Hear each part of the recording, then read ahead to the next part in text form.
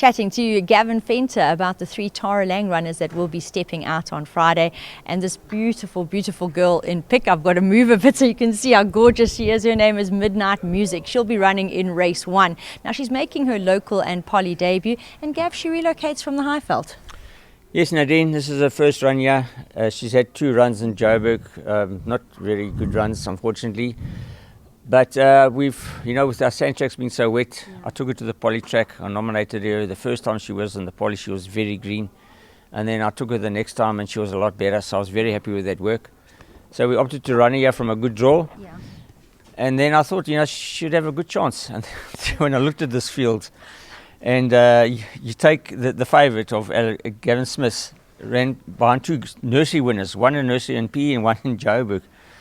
And then you take the Jean Nels horse, who finished has never been out the money the last 4 starts. Yes, my girl.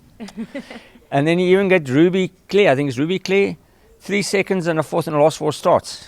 That's value for money. She's 9-1. So it's a very, very strong field. I've never seen a maiden field this strong in a very long time. And then there's only 6 runners. So I still think she can run her place, but a very strong field.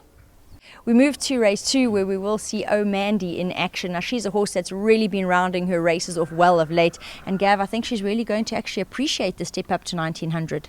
Yeah, Nadine, we've been waiting for this race for a while. To get a fillies and mares 19,000 on the polys, you don't get it every week. And she's been placed a few times on the mile. She doesn't really seem to have taken to the grass yet. And this race came along last week. There was a mile, but we opted to go for this race rather.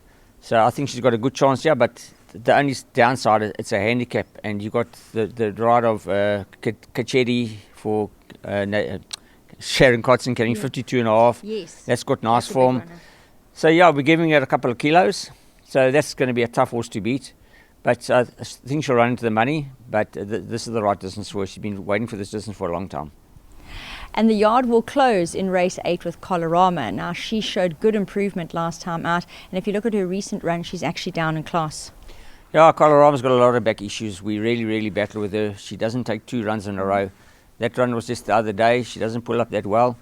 But we treat her before work, after work. And she ran a much better race last time out. She ran 4th in a much stronger field than this.